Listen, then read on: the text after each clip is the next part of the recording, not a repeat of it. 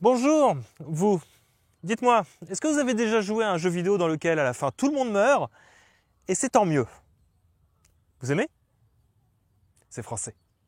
Le jeu vidéo aime bien raconter des histoires qui sont l'occasion de menacer le joueur avec une apocalypse. C'est là dans un nombre improbable de jeux. En général, c'est la conséquence de la réussite du plan du méchant. Beaucoup d'écrans de game over supposent des fins du monde, mais excusez-moi, j'y crois pas. Pas une seule seconde. Bah quoi, moi ça fait plusieurs années que je joue à des jeux vidéo, je suis plus à l'âge des bisous sur la joue. Maintenant il est temps de passer à l'acte. Vous me connaissez peut-être depuis un moment, mon truc à moi, c'est Zelda. Dans cette licence-là, plus qu'ailleurs, ça aime bien tourner autour du pot de Kiki qui meurt pas. Majora's Mask, on a tous et toutes en tête des écrans de game over absolument terribles, avec la lune qui s'écrase sur Termina pour venir balayer toute vie. C'est très impressionnant, mais tout le monde sait que ce n'est pas canon. Breath of the Wild retourne le problème dans l'autre sens, avec une apocalypse qui s'est déjà passée, les prodiges sont déjà morts, et c'est à toi de recoller les morceaux qui restent. Celui que je trouve le plus intéressant à ce niveau-là, c'est encore une fois Link's Awakening, qui, par le réveil du poisson rêve, fait disparaître absolument toute l'île Cocolint. C'est la fin canon du jeu, c'est ce pourquoi tu t'es battu. Mais ça te laisse un sentiment assez mitigé, à mi-chemin entre syndrome du survivant et la joie d'en avoir fini. Même que si t'arrives à la vraie fin, je veux dire, si t'as réussi à finir le jeu sans mourir une seule fois, tu vois Marine qui a réalisé son rêve en devenant une mouette. Ah, ça valait le coup, bien sûr. Dans cette vidéo, on va plutôt s'intéresser à des jeux qui rendent canon la destruction à très grande échelle, et spécialement la manière dont ils te proposent à toi, le joueur, de la vivre. Vous trouverez le Patreon dans la description si vous voulez nous soutenir, et j'en profite pour dire que forcément ça va un petit peu spoiler. On parle d'événements majeurs de jeux vidéo, on parle aussi de fin de jeux vidéo. Attends, qu'est-ce qu'on mange ce soir? Quoi? Qu'est-ce qu'on mange ce soir? Non mais t'es sérieux? Attends. Voilà. HelloFresh, la box à cuisiner, le sponsor de cette vidéo, est une réponse à l'éternelle question « Qu'est-ce qu'on mange ce soir ?» Vous pouvez choisir votre menu de la semaine parmi plus de 21 recettes qui s'adaptent à tous les goûts. Familial, cuisine du monde ou par exemple rapide à faire. Fini les corvées de course, les ingrédients frais et de saison sont livrés directement chez vous, accompagnés des fiches recettes. Les quantités de produits sont calculées en fonction de votre demande, comme ça, pas de gaspillage. Il ne vous reste qu'à suivre les recettes et à vous régaler en famille ou entre amis. Vous pouvez modifier les quantités de portions ou de plats à n'importe quel moment, mais aussi mettre votre abonnement en pause ou le désactiver facilement. Actuellement, vous pouvez profiter d'une réduction jusqu'à 85 € sur les 4 premières box HelloFresh commandées avec la livraison gratuite. Utilisez le lien en description pour en profiter. Mon code ICONO85, je répète ICONO85, est valable en France et Benelux pour les nouveaux clients et les clients ayant annulé leur abonnement depuis au moins 6 mois. Comme ça, vous avez de quoi vous régaler avec un plat cuisiné par vos soins devant une bonne vidéo iconoclaste. Merci pour votre soutien et bon appétit. Kingdom Hearts Birth by Sleep est fini avant d'avoir commencé. À chaque fois que je parle de Kingdom Hearts, je dois faire une liste mentale pour rayer ceux dont j'ai déjà parlé en vidéo. Ouais. Non, Kingdom Hearts, c'est comme Yakuza, dans 2-3 vidéos, il n'y en a plus. On tire sur un souvenir, mais je pense sincèrement que le meilleur des Kingdom Hearts portables, c'est Birth by Sleep. L'épisode PSP qui était annoncé plus ou moins depuis la fin secrète de Kingdom Hearts 2. Enfin, une des deux. Il y a 2 fins secrètes de Kingdom Hearts 2 parce qu'il y a eu 2 Kingdom Hearts 2. Dans la fin secrète de la version normale sortie en 2005, on découvrait des gens en armure armés de Keyblade, et dans la fin de la version Final Mix de Kingdom Hearts 2, on avait l'occasion de les voir se faire botter le train dans un cimetière de Keyblade avec un vieux monsieur chauve, visiblement très sympathique, accompagné de son stagiaire. Je plaisante, mais c'est un épaississement du lore de la saga qui, en à peine 1 ou 2 minutes, soulevait un nombre absurde de questions sans apporter aucune réponse. La première fin, à ce propos, lâche carrément des mots-clés, façon iceberg. La deuxième me fait marrer, tant c'est grave dans le fond, mais le plan de la fin avec Mickey me fait rigoler. 20 ans de Kingdom Hearts, certes, mais désolé, moi le roi Mickey, torse bombé, narine dilatée, petit poing serré, ça me fait toujours rire. Je pense même que c'est à partir de cette cinématique-là que les vannes sur son scénario sont devenues vraies. Ce que vous voyez là, c'est pas mal, parce que c'est une belle manière d'amener une préquelle qui tranche brutalement des jeux avec Sora qu'on avait connus jusque-là. Nous, Final Mix, on l'a pas eu. Il y a donc eu tout juste 4 ans d'attente entre Kingdom Hearts 2 et Birth by Sleep. Si j'avais dû avoir 1 euro à chaque fois que Square Enix décide de publier une préquelle déchirante sur PSP d'une licence très connue du jeu vidéo, j'aurais eu 2 euros. C'est pas beaucoup, hein, mais c'est quand même marrant que ça arrive 2 fois. Vous l'aurez compris, Kingdom Hearts Birth by Sleep prend complètement le parti de raconter une histoire qui finit mal. Toute sa com était organisée comme ça. On nous l'a promis avant même la sortie du jeu. Tu joues 3 personnages que tu amènes jusqu'à ce que tu sais déjà être la fin, pour peu que t'aies déjà joué à l'épisode d'avant. On parle là de 3 jeunes aspirants maîtres de la Keyblade, la fameuse épée clé qui permet de voyager d'un monde à l'autre. Sora a appris sur le tas ce qu'on a enseigné à Terra, Aqua et Ventus un petit peu à la dure, et à vous aussi, puisque c'est comme ça que vous est raconté l'avant, soit comment s'organise la transmission du savoir chez les maîtres de la Keyblade, comment il n'en reste quasiment aucun, puisque presque tous se sont entretués pendant la Keyblade War. Le jeu a un fond très grave, qui passe aussi par son statut de préquel dont on fait table rase. Aucun des personnages qu'on voit là n'est apparu dans la suite des événements des jeux sortis avant lui. Il y a donc des déductions qui se font facilement sur ce qu'il va se passer. Il tire pleinement profit de sa place chronologique. Au moment de sa sortie, c'est le premier jeu de sa chronologie. Maintenant, c'est le 4e. Enfin, après, ça dépend de comment est-ce que tu comptes. La Grande Guerre des Keyblade est un événement majeur qui a poussé le vieux monsieur Xehanort, qui n'a pas toujours été vieux, à se pencher sur la question de l'équilibre de la lumière et des ténèbres. Ça lui a pris du temps, et c'est comme ça qu'il est devenu vieux. Son but est donc d'obtenir un réceptacle jeune dans lequel placer son cœur pour arrêter d'être vieux. Un réceptacle de ténèbres donc. Et on reconnaît les gens ténébreux d'ailleurs à leur teint hâlé et à leurs yeux orange. Il réussit à corrompre Terra, comme la prophétie de la cinématique secrète de la version 1.5 l'avait prédit, et là, on arrive à la fin.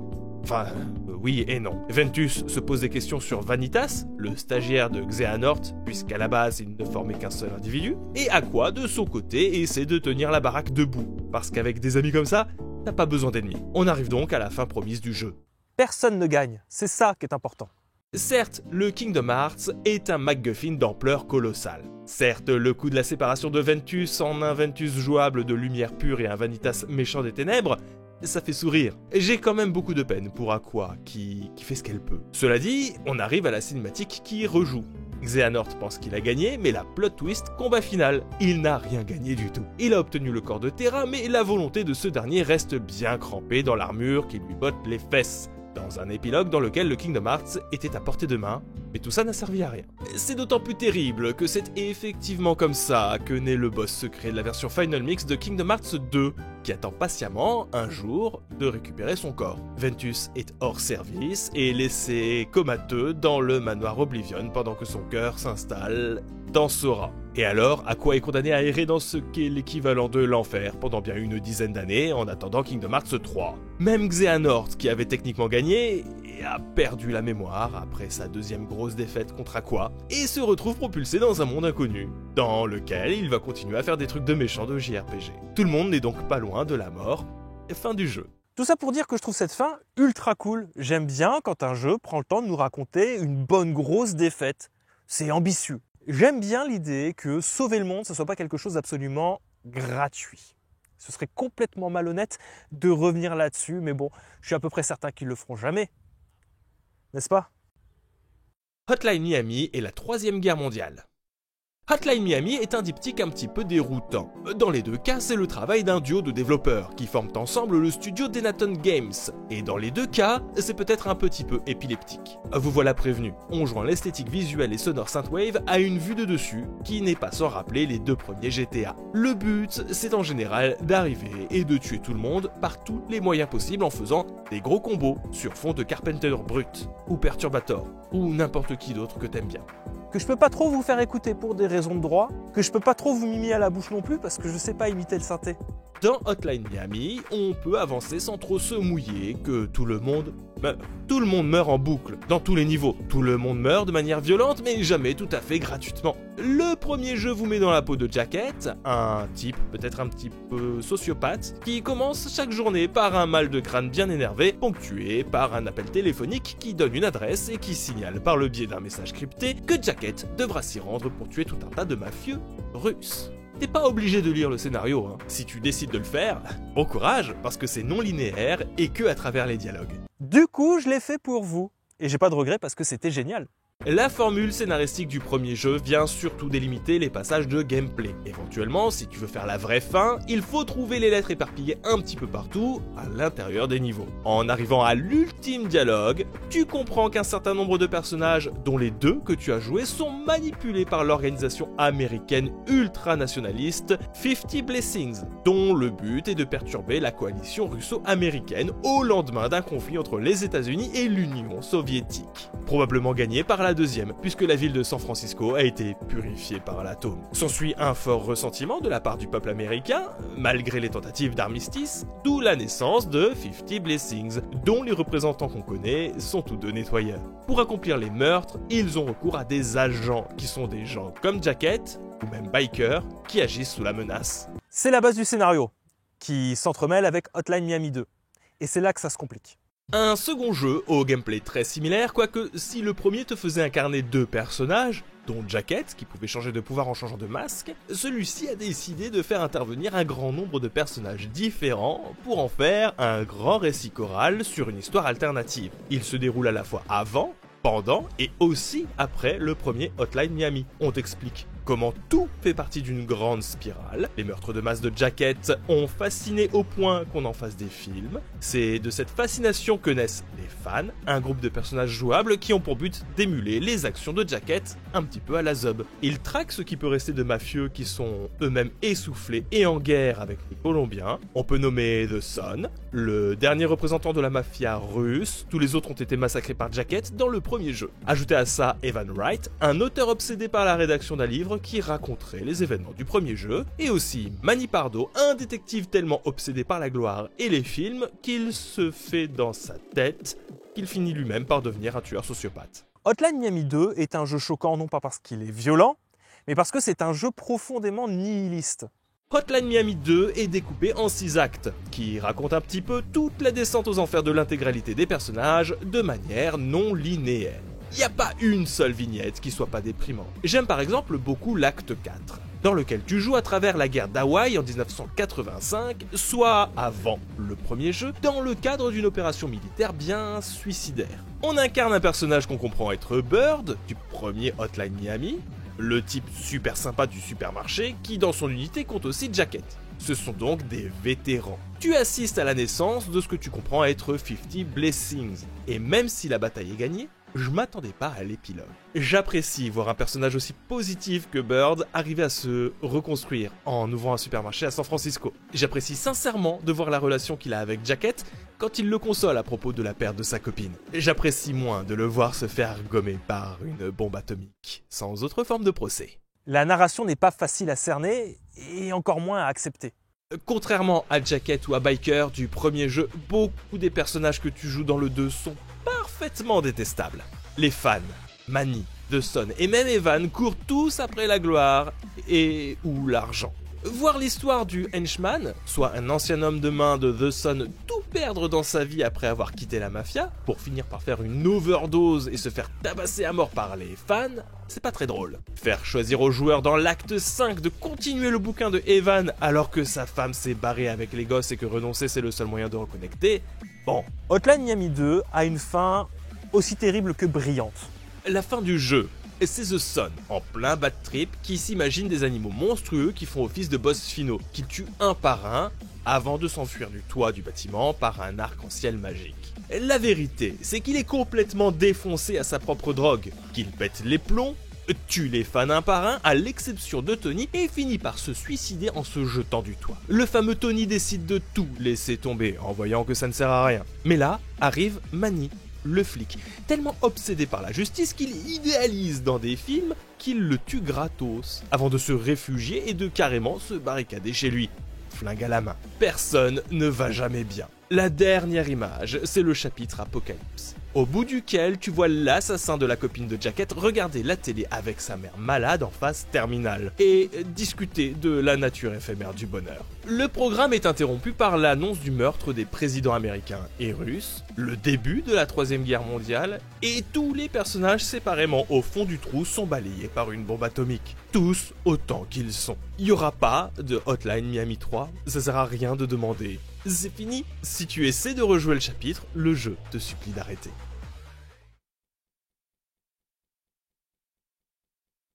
Alors peut-être qu'effectivement Tenkaichi 4 ait été annoncé très récemment, mais moi je m'en fous, il n'y a que Budokai qui compte. Dragon Ball Z Budokai 3 sur PS2, c'est mon jeu Dragon Ball préféré. C'est un jeu de bagarre 3D qui est absolument pas dans le délire des Arena Fighter, mais qui malgré tout conserve tous les gimmicks que j'aime voir dans les jeux Dragon Ball. À savoir les transformations pendant les combats, les duels de laser et les interactions fanservice dans tous les sens. Même en solo, c'était plutôt une bonne expérience, grâce au mode histoire, le Dragon Universe. On a peut-être du mal à l'imaginer, mais vraiment, quand j'étais gamin, je pouvais passer des heures à survoler la map du jeu et à la passer au peigne fin pour découvrir tous les secrets qu'elle renfermait. Le jeu est une suite de combats. Factuellement, t'as juste à te rendre sur le point rouge à chaque fois. Mais quand même, hein, moi, vivre un mode histoire par personnage, qu'envisage des interactions un petit peu secrètes que tu dois chercher, ça me fait plaisir. Quoi? Bien sûr que j'ai des souvenirs déformés par la nostalgie. Comme tout le monde dès qu'on parle de Dragon Ball. J'en ai plein des souvenirs sur ce jeu. Tu commences de la manière la plus classique qui soit avec Goku, Gohan Petit, Krillin, Piccolo, Tenshinhan et même Yamcha. Si tu finis avec Petit Gohan, tu débloques Gohan Ado. Si tu finis avec Gohan Ado, tu débloques Gohan Adulte. Finir avec Goku débloque Vegeta aussi. À partir de là, ça devient un peu plus compliqué. Parce qu'en cours de partie, tu obtiens d'autres personnages, qui n'ont pas tous des modes histoire. Il y a plein de conditions à réunir.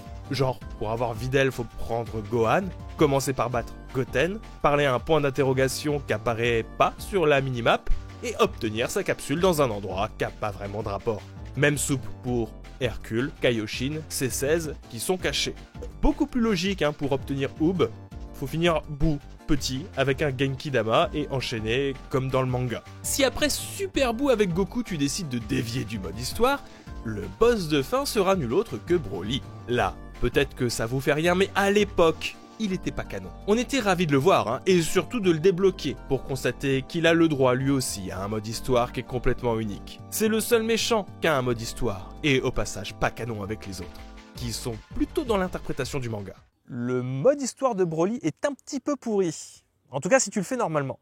Je crois que c'est basé sur le film 10, le deuxième sur Broly, qui est pas foufou, si on veut être honnête. Moins pire que le 11 avec Bio Broly, mais pas fou quand même. Loin de moi l'idée d'émettre un jugement de valeur sur un film Dragon Ball dans une vidéo sur le jeu vidéo, mais sincèrement, un mode histoire qui se finit en 10 minutes, dans lequel j'ai fait tout ça pour 4 combats, contre dans l'ordre Videl, Trunks, Goten et Gohan, bof, Surtout que si c'est ça, c'est scandaleux, parce que Gohan dit ne pas le connaître, Chef, tu l'as vu un film avant, Trunks a normalement pas fait que t'en parler. Bref. Avec Broly, tu as l'option de ne pas courir après les objectifs. Tu as l'option de tuer tout le monde en traquant ce qui n'est pas indiqué sur la map.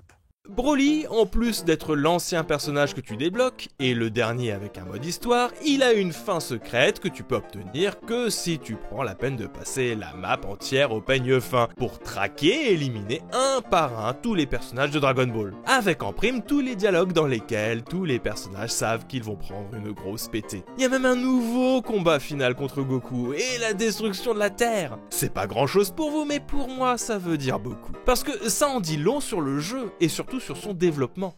Je viens de recompter, mais pas de Bio Broly, pas de Paragus, tous les personnages perdent, il y a un duel contre Goku Super Saiyan et je crois que le jeu vient de m'offrir un fantasme, ma fanfiction du film 8.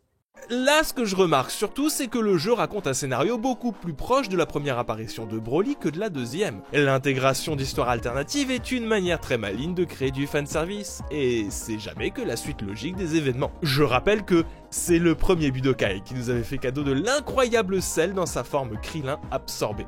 Dans le cas de Budokai 3, cet exemple de scénario caché, et pas super bien amené, est intéressant, parce qu'il renvoie aussi à un sacré paquet de fichiers audio non utilisés, pourtant présents jusqu'en anglais. C'est un tas de données qui révèlent que du haut de ces 11 scénarios, le jeu comporte qu'une petite partie des modes histoire initialement prévus, qui aurait donc été, dans l'idéal, au nombre de 1 par personnage pour avoisiner la quarantaine au total. On ne peut que supposer, bien sûr, mais au vu de ce que racontent les voix, il y était censé avoir un scénario avec Goku enfant qui voyage dans le temps, l'histoire d'un Saibaman survivant prêt à se battre contre Freezer sur Namek, et même une autre storyline à propos de Trunks du futur contre Broly, qui serait retourné dans le passé pour prévenir les autres. Ce qui explique peut-être bien pourquoi Gohan se demande si c'est de Broly dont Trunks parlait.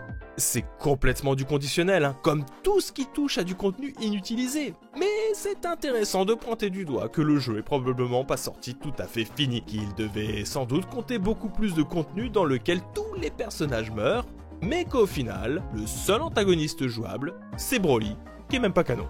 Le mode histoire dans lequel tu tues tout le monde, c'est un peu la seule trace de ce que Butokai 3 aurait pu être. L'ultime plan de Little Nightmares.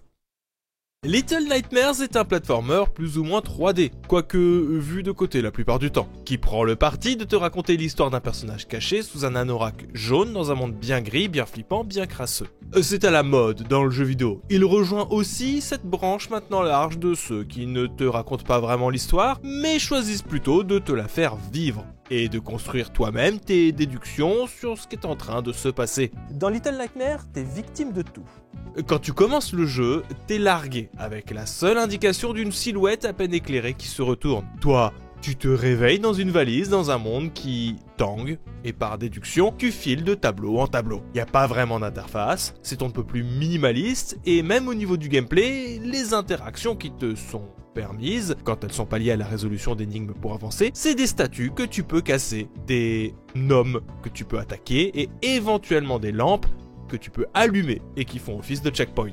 Tu es constamment opprimé par des personnages vraiment flippants qui te tuent en un coup, t'es tout petit dans un décor immense, et surtout, tu es sans défense. Bon, ça ne t'empêche pas de couper les deux bras d'un monstre en l'écrasant avec une bonne grosse porte rouillée à un moment, mais c'est lui qui a commencé. Donc, chais.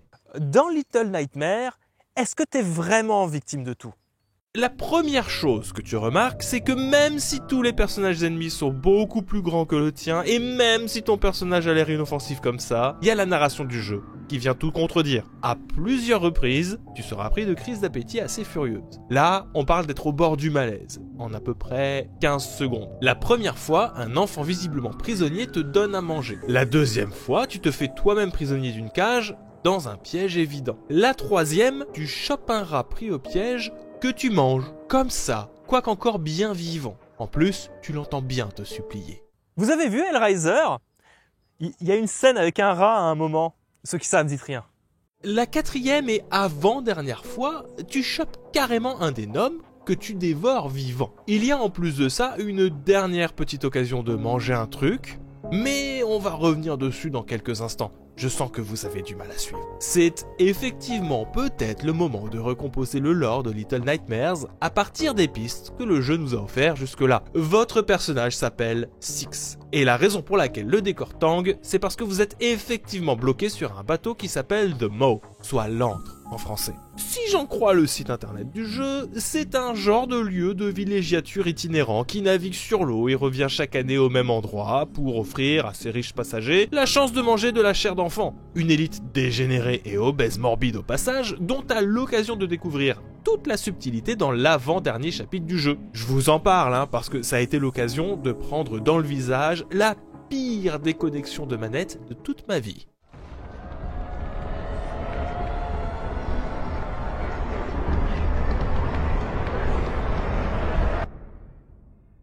Oui, bon, après ça, je suis mort, évidemment. J'étais trop déconcentré. Plus sérieusement, après ça arrive le combat contre le boss final qui consiste à lui renvoyer son reflet. Dans Little Nightmares, tout le monde est victime de toi. Ce qui m'intéresse, c'est pas tellement ce dernier combat, mais surtout sa suite, puisque, retournement de situation, Six dévore le boss de fin et lui prend ses pouvoirs. S'ensuit le dernier plan du jeu qui m'a convaincu de vous en parler. Après avoir passé un petit peu plus de 2 heures à en prendre plein la tronche, c'est à toi de sortir par la grande porte du bateau et à tuer absolument tous les invités que tu frôles. C'est libre à l'interprétation d'une certaine manière, ça fait appel à la profondeur alors que le jeu l'avait jamais fait jusque-là. C'est fugace à l'échelle du reste de la vidéo et tant mieux. Le lore du jeu est complété par des comics et un Little Nightmares 2, évidemment, mais ça, on en reparlera une autre fois. Attention, question. Dans un jeu vidéo, est-ce que vous n'avez jamais regretté que la fin soit pas un peu plus grave, quitte à ce que tout le monde meure à la fin ? Devant un exemple comme Hotline Miami 2, dans une bien moindre mesure comme Kingdom Hearts Birth by Sleep, je pense que l'emploi d'une mauvaise fin peut servir à sacraliser une expérience. Plus exactement, je ne pense pas qu'une fin dans laquelle tout le monde meurt soit nécessairement mauvaise. Je dirais même que c'est faire un raccourci assez honteux que de faire un amalgame entre fin terrible et punition pour le joueur. Je pense qu'une mauvaise fin, si elle doit avoir une vraie valeur, doit être définitive et irrémédiable. Moi j'aime bien les mauvaises fins, parce que contrairement aux bonnes, elles permettent de fermer des portes. J'aime l'apocalypse, aussi vrai que j'en ai marre des univers étendus. Ou alors, et plus simplement, c'est juste parce que des fois, c'est marrant. N'oubliez pas qu'il faut penser à laver vos jeans quand ils sont sales. C'était Ico, ciao!